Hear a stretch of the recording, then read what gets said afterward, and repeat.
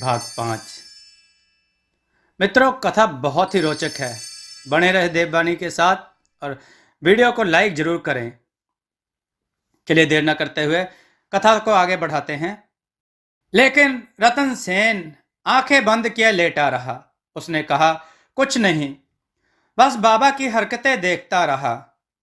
बाबा ने पहले दरियाई की ओर ध्यान से देखा।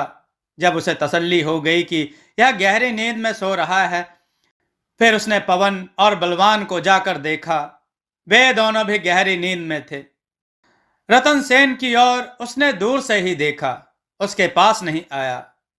जब वह निश्चिंत हो गया कि रतन भी गहरी नींद में है, तो वह आंगन में निकलकर आ गया। उसने 2 बार ताली बजाई। ताली बजाते ही उसका शेर उसके सामने आकर हाजिर हो गया, जो कि इससे पहले कहीं बाहर ही था। रतन उसकी एक एक हरकत को बड़े ही ध्यान से देख रहा था। वह मन में सोच रहा था कि आखिर यह करना क्या चाहता है। तभी उसने बड़े आश्चर्य से देखा कि बाबा की तरह उसके शेर का भी आकार बढ़ रहा है। अब शेर बहुत बड़ा दिखाई दे रहा था। बाबा ने दरियाई को पीछे से उठाया और उसे शेर पर जाकर लिटा दिया। फिर पवन को उठाया और उसके बाद बलवान को। रतन की ओर आने का उसने कष्ट भी नहीं किया। फिर वह अपने भी शेर पर बैठ गया। शेर से उसने कुछ कहा भी नहीं, केवल 2 बार ताली बजाई और शेर वहां से चल पड़ा। इस समय शेर की गति इतनी तेज थी कि उसे पकड़ पाना संभव नहीं था। रतन बड़ी फुर्ती से उठा और अपनी जादुई चारपाई पर बैठ गया। उसने जादुई चारपाई को आदेश दिया, जल्दी से दाढ़ी बाबा और उसके शेर का पीछा करो। जब चारपाई ऊपर उठ रही थी, शेर नीचे जा रहा था, लेकिन दोनों की गति एक सी ही थी। बड़ी रफ्तार से शेर उन चारों को लिए बहुत तेजी से जंगल की ओर जा रहा था। राजकुमार रतन मन में सोच रहा था कि यह भी अच्छा हुआ कि उसने दाढ़ी बाबा पर पूरा भरोसा नहीं किया, नहीं तो आज वह गच्चा खा जाता। हो सकता है उसको भी बैठा ले जाता, लेकिन नहीं, उसको तो उठाने में वह डर रहा था। अब दाढ़ी बाबा को पता भी नहीं है कि उसका पीछा किया जा रहा है और वह उनका पता लगा लेगा। घना जंगल आ गया था। आधी रात में जंगल बहुत ही भयानक लग रहा था। उल्लू के चीखने की आवाजें, चमगादड़ों और सियारों की आवाजें मिलकर बड़े भयंकर शब्द प्रस्तुत कर रही थी। बीच बीच में कहीं किसी शेर की दहाड़ भी आ जाती थी। इस घने बियाबान जंगल में शायद ही कोई आता हो। रतन ने देखा कि एक बहुत चौड़े घेरे वाला कुआं था। वह शेर उसी में कूद गया। राजकुमार की चारपाई भी उसी कुएं में उतर गई।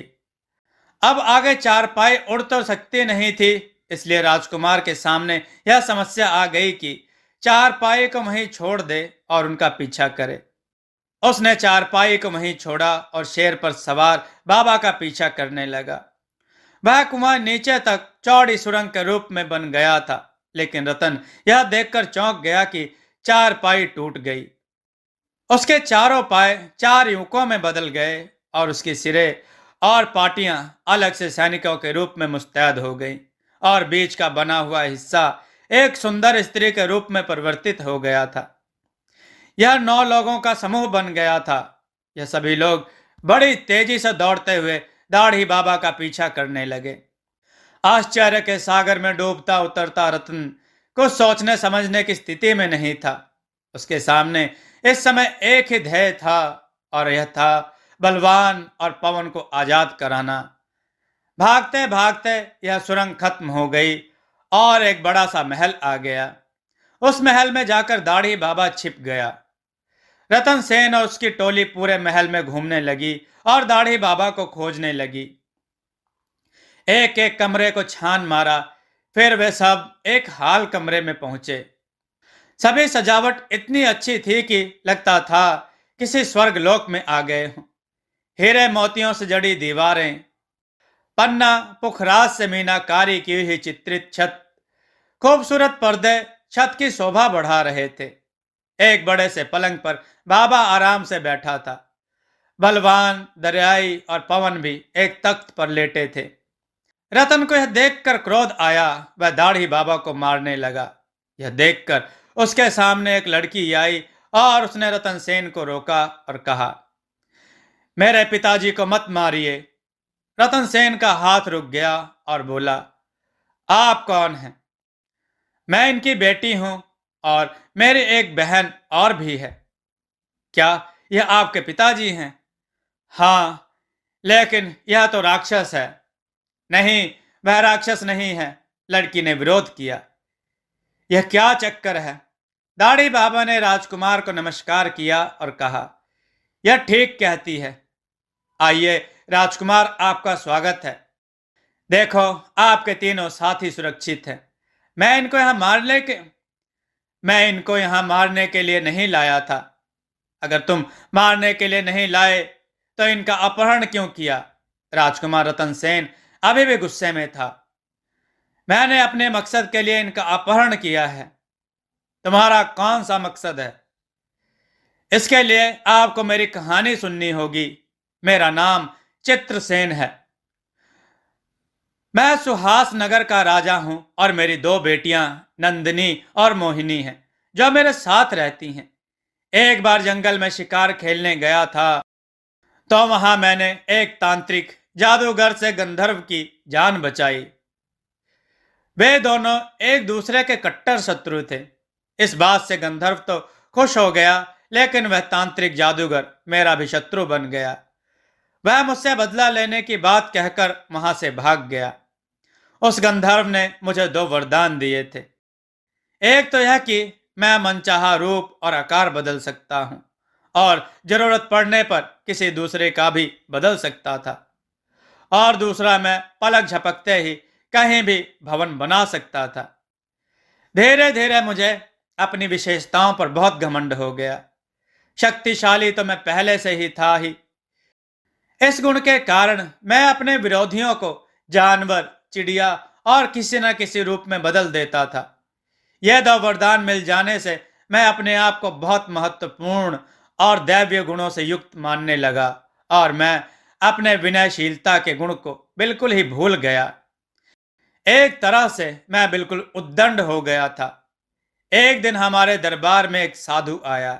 वह बहुत भूखा था, लेकिन उसने किसी से भी कुछ नहीं लिया और मुझसे मिलना चाहा।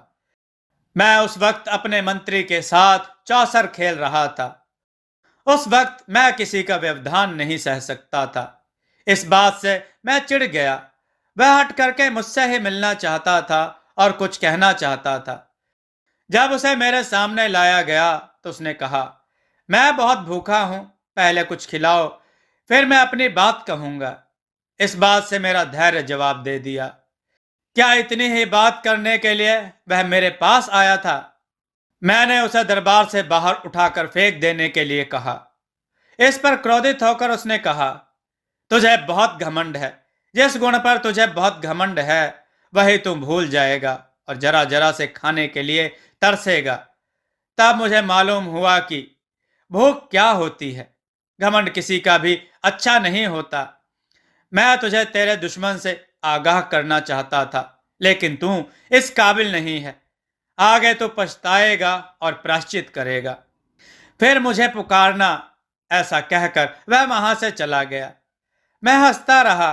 मैंने सोचा, इस बूढ़े के कहने से कुछ नहीं होगा।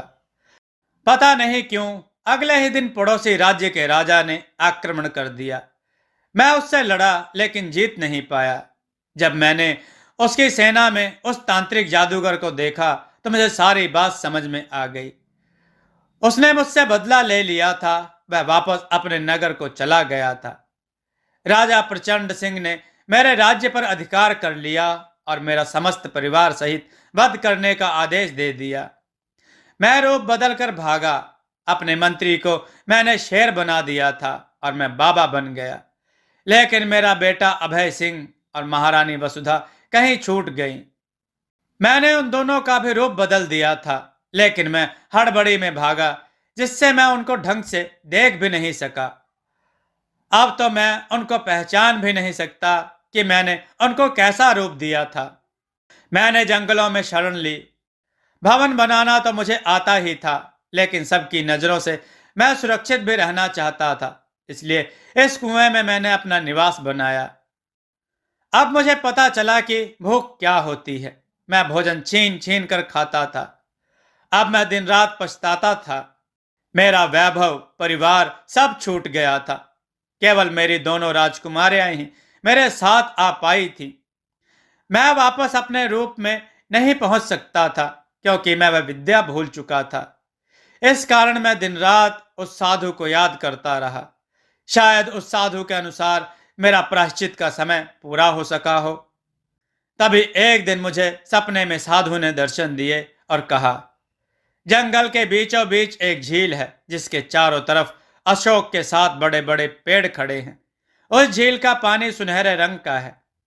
वह लाकर तुम्हारे ऊपर डाल दिया जाए तो तुम अपने असली वेश में आ सकते हो।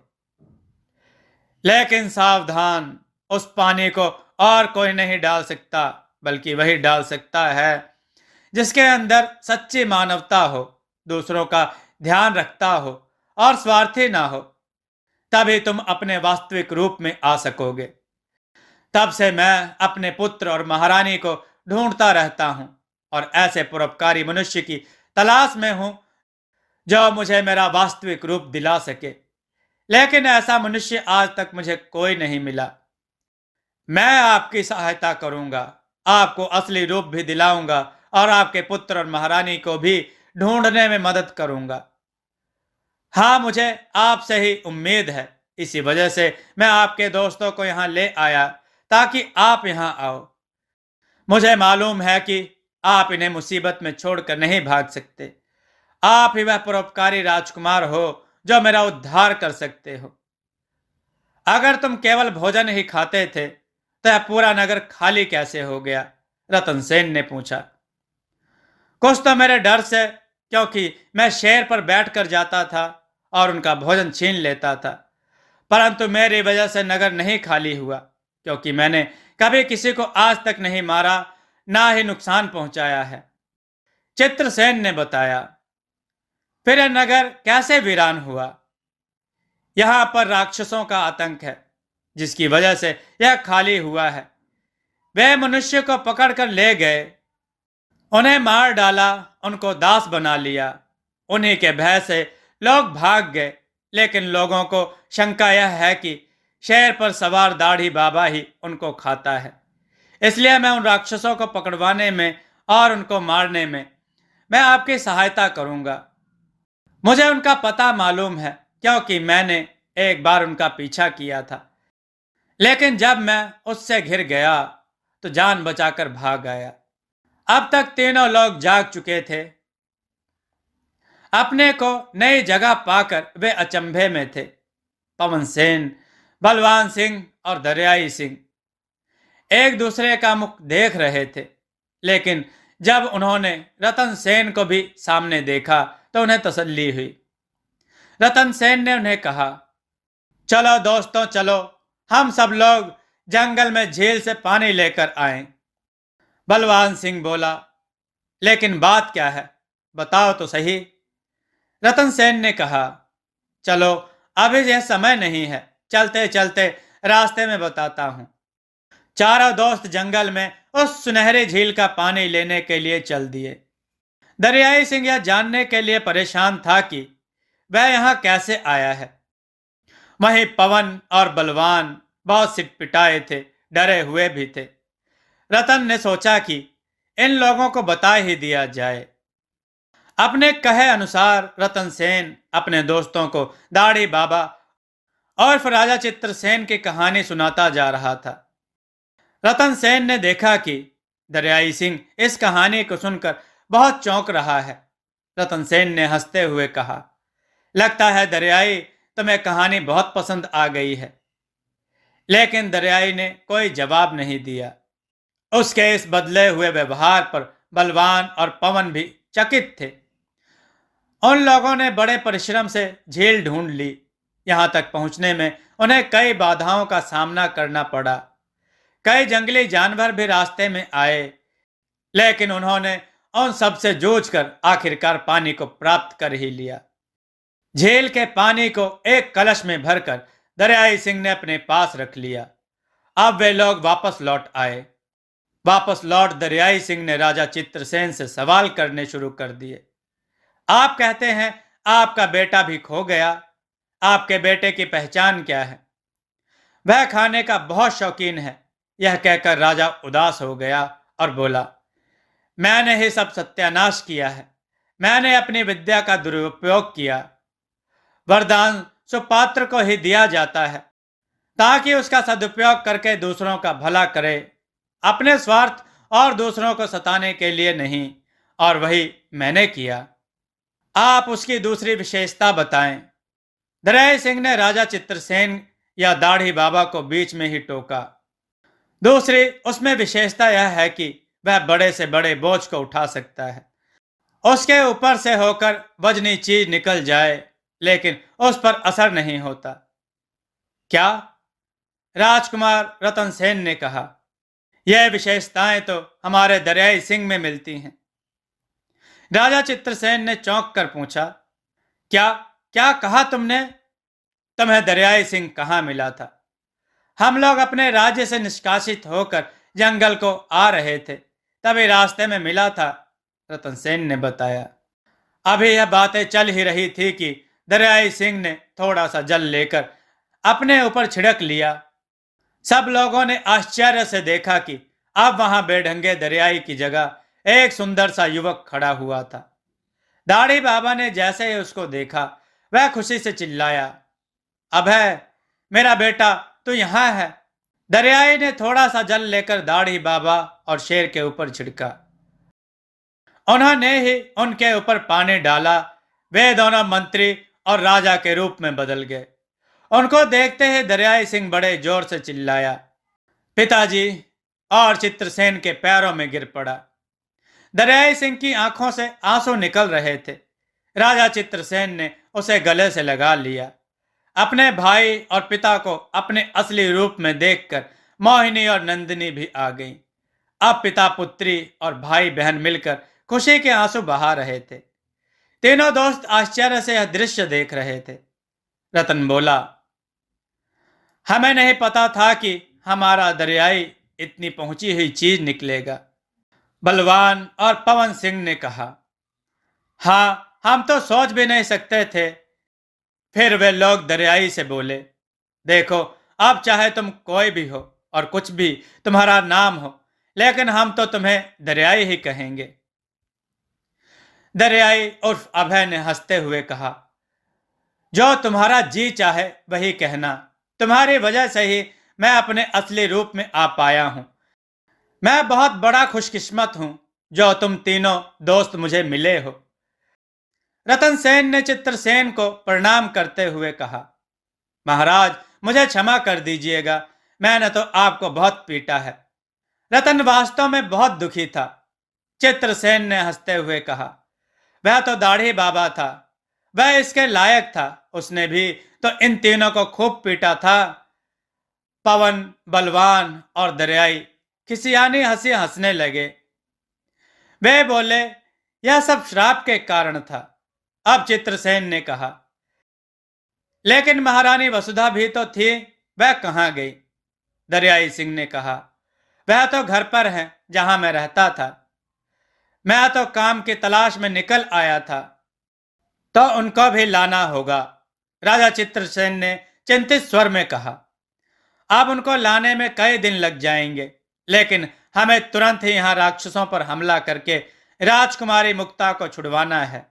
तब तक रतन को कुछ ध्यान आया और वह बोला, कई दिन नहीं लगेंगे। क्यों, हमारी जादुई चारपाई है ना? जादुई चारपाई का ध्यान आते ही तीनों दोस्त मुस्कुराने लगे, क्योंकि पवन को छोड़कर बाकी सब लोग तो जादुई चारपाई पर बैठकर उसकी सैर का आनंद ले चुके थे। बलवान ने कहा, रतन, तुम दरियाई जाकर महारानी वसुधा को लेकर आओ। अब हमें कई काम करने हैं। पहले तो हमें राक्षसों से लड़ने के लिए रणनीति बनानी पड़ेगी। फिर उसके सुहास नगर को प्रचंड सिंह से आजाद कराने के लिए सोचना होगा। उस पर आक्रमण करके सुहास नगर को भी छुड़वाना होगा। और अपने दरियाई को उसका राज्य वापस दिलाना होगा। अब बलवान सिंह और पवन सेन को ध्यान आया। वे बोले, लेकिन जादुई चारपाई है कहां? वह तो वहां नगर में ही छूट गई होगी। रतन ने हंसते हुए मुंह बनाकर उन दोनों की नकल उतारी। वह तो नगर में ही छूट गई होगी। इतनी गहरी नींद में सोते हो, तुम्हें कुछ भी होश नहीं रहता। जब दाढ़ी बाबा ने, ओह क्षमा चाहता हूं, महाराज ने तुम्हें एक के बाद एक करके लाद लिया, तो उसके बाद मैं पीछा करता हुआ जादुई चारपाई से यहां आया था। और मजे की बात सुनो, यह टूट फूट कर भी काम करती है। अच्छा, एक तो चारपाई की टूट फूट की बात, दूसरा उन्हें अपने अपहरण होने की बात सुनकर तीनों दोस्तों के मुंह आश्चर्य से फैल गए थे। हाँ, अभी देखो इसका जादू, कहकर रतन सेन ने जादुई चारपाई को आदेश दिया। जादुई चारपाई, मुझे और दरियाई सिंह को लेकर दरियाई सिंह के घर पर चलो। तुरंत ही वह एक स्त्री और 8 युवकों की टोली आकर हाजिर हो गई और वे सभी लोग वहां से निकलकर कुएं की जगह के पास आ गए। वहां से निकलकर सभी युवक पाए सिरहाने और पाटियां बनकर अपने आप जुड़ गए। स्त्री बनी हुई सतह बन गई। अब जादुई चारपाई तैयार हो गई थी। दरियाई और रतन सेन उस चारपाई पर बैठ गए। जादुई चारपाई अपने गंतव्य की ओर उड़ चली। रतन सेन ने दरियाई सिंह से पूछा, तब तक अपनी कहानी मुझे सुना डालो। जहां तक महाराज चित्रसेन ने कहानी सुनाई है, उसके आगे की मुझे नहीं पता। तुम्हारे साथ क्या हुआ, वह मेरी जानने की इच्छा हो रही है। दरियाई ने कहा, पिताजी ने जब मुझे यह नया रूप दे दिया और मां का भी वेश बदल दिया, हम सभी लोग भागे। तब तक हमें कुछ सैनिकों ने घेर लिया था। हम उस टुकड़ी में लड़ने में उलझ गए। उतनी देर में जिसे जहां भी मौका मिला वहीं भाग खड़ा हुआ। हमने दूसरा रास्ता पकड़ लिया था। जंगल में आकर हमारे रास्ते अलग हो गए थे। भटकते भटकते कई दिनों में किसी दूसरे नगर में मैं जाकर पहुंचा। जब लोगों से पूछा तो पता चला वह कीर्ति नगर था। कीर्ति नगर हमारे राज्य से बहुत दूर था, जिसके बारे में मैंने सुना था। अच्छा हुआ कि मेरा रूप बदला हुआ था। अब कोई पहचान नहीं सकता था। अब मेरी आजीविका की समस्या थी। एक गुण बचपन से ही था कि मैं बड़े से बड़े वजन को सहन कर सकता हूं और मेरे शरीर को कोई नुकसान भी नहीं पहुंचता। दूसरे, मैं बड़े से बड़े वजन उठा सकता हूं। खाने पीने का शौकीन तो मैं हूं ही। मैं खाना भी बना सकता हूं, इसलिए मुझे काम की कमी नहीं रही। बल्कि सब लोग मुझसे ही काम कराना चाहते थे। इसलिए मैं पीछा छुड़ाकर कभी कभी नगर से बाहर बैठ जाया करता था, ताकि मुझे आराम करने को मिल जाए। उसी समय मेरी तुमसे भेंट हुई। कीर्ति नगर में मैंने छोटा सा घर बना रखा है, वहां मेरी माँ होगी। रतन सेन ने कहा, लेकिन तुम्हारी माँ चिंता में होगी। तुमने दोबारा उनसे संपर्क भी नहीं किया। यह तो तुम्हारी कमी रही। मैं तुम्हारे साथ गया था तो मैंने सोचा थोड़े समय का काम होगा, लेकिन तुम्हारे चक्कर में फंसकर मैं तो वहीं का होकर रह गया। रतन सेन ने पछताते हुए कहा, चलो इसके लिए मुझे खेद है, लेकिन तुम्हें बताना चाहिए था। अभी वे लोग बातें ही कर रहे थे कि उनका घर आ गया। चारपाई दरियाई उर्फ अभय के घर में जाकर उतर गई। दरियाई की मां महारानी वसुधा वहां बैठी हुई थी। उस समय भी वह रो रही थी। जब उन्होंने दरियाई को देखा तो बहुत खुश हो गई। उन्होंने दौड़कर दरियाई को गले से लगा लिया और खुशी के आंसू बहाते हुए बोली, बेटा, बिना बताए तो कहां चला गया था? मैंने तुझे कहां कहां नहीं ढूंढा। कब से ढूंढ रही थी मैं। दरियाई ने कहा, मुझे माफ कर दो मां, मैं बहुत बड़ी खुशखबरी लाया हूं। आपका सब दुख दूर हो जाएगा। आओ मां, चलते हैं अब अपनी इस जादुई चारपाई से। और यह सब इस रतन की वजह से हुआ है। महारानी वसुधा ने रतन को अनेकों आशीर्वाद दे दिए। मित्रों, कथा बहुत ही रोचक है। क्या होगा रतन सेन का, क्या होगा महारानी वसुधा का, क्या होगा दरियाई सिंह का। मित्रों, कथा के साथ बने रहें। देववाणी चैनल को सब्सक्राइब करके रखें और कहानी को लाइक जरूर करें। आपको यह कथा कैसी लगी, अपने विचार और सुझाव कमेंट में जरूर दें। हमारी कथाओं को लाइक करें, हमारे चैनल को सब्सक्राइब करना न भूलें। हमारी कथाओं को शेयर जरूर करें, जिससे लोगों को अच्छा ज्ञान प्राप्त हो। जय श्री राम भक्तों।